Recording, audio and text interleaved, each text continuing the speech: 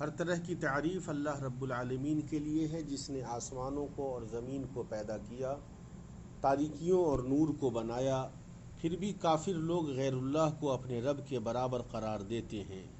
میں اس جل شانہ کی حمد بیان کرتا ہوں جس نے دن و رات اور سورج و چاند کو پیدا کیا اور ہر ایک اپنے مدار میں چکر لگا رہے ہیں۔ میں گواہی دیتا ہوں کہ اللہ کے علاوہ کوئی معبود نہیں، وہ اکیلا ہے، اس کا کوئی شریک نہیں۔ وہ ڈرانے اور خوف دلانے کے لیے نشانیاں بھیجتا ہے۔ میں گواہی دیتا ہوں کہ محمد اس کے بندہ و رسول ہیں۔ اس نے انہیں قیامت کے قریب خوشخبری دینے والا اور ڈرانے والا بنا کر بھیجا۔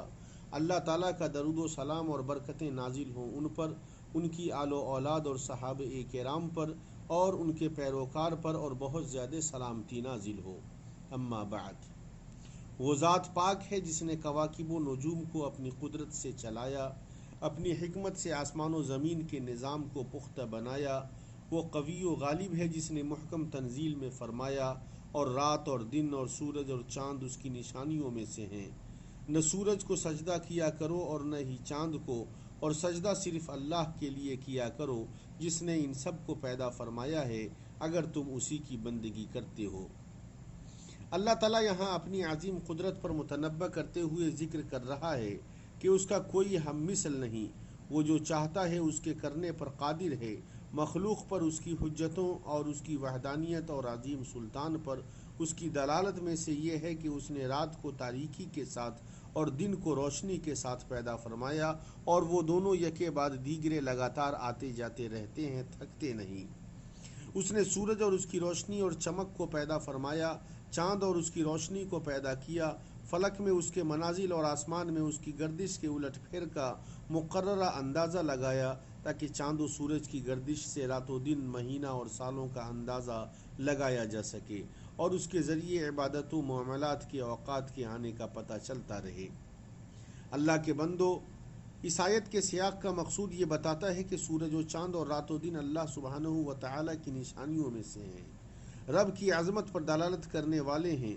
وہ پاک ذات ہر چیز کا رب ہے، تو غور کرنے والا جب رات و دن پر غور کرتا ہے تو وہ پاتا ہے کہ وہ اس میں داخل ہوتا ہے اور یہ اس میں داخل ہوتا ہے، یہ لمبا ہوتا ہے اور وہ مختصر ہوتا ہے۔ سورج جب اپنی روشنی کے ساتھ ظاہر ہوتا ہے تو دن ہو جاتا ہے، جب سورج غروب ہو جاتا ہے تو چاند نکل جاتا ہے اور رات ہو جاتی ہے۔ اس طرح بندہ یہ جان جاتا ہے کہ یہ ایسی چیزیں ہیں جن کا خود سے آنا جانا ممکن نہیں ہے، بلکہ ان کے ساتھ ایسا کیا جا رہا ہے، اور جس ذات نے انہیں پیدا کیا اور اس باریک و عجیب انداز سے انہیں چلایا وہ رب العالمین ہے۔ اللہ نے اسے بڑھا کر محکم وجود بنا دیا، جو سب سے بہتر پیدا فرمانے والا ہے۔ پھر جب سورج و چاند عالم علوی و سفلی میں مشاہدہ کیے جانے والے اجرام میں سب سے بہتر تھے، تو اللہ تعالیٰ نے متنبہ کیا کہ وہ دونوں مخلوق ہیں، ان کے بندوں میں سے دو بندے ہیں، اسی کے تسلط و تسخیر کے تحت ہیں۔ ارشاد ربانی ہے، نہ سورج کو سجدہ کیا کرو اور نہ ہی چاند کو، اور سجدہ صرف اللہ کے لیے کیا کرو جس نے ان سب کو پیدا فرمایا ہے، اگر تم اسی کی بندگی کرتے ہو۔ اسی اکیلی ذات کے لیے سجدہ کیا جاتا ہے اور طاعت بجا لائی جاتی ہے۔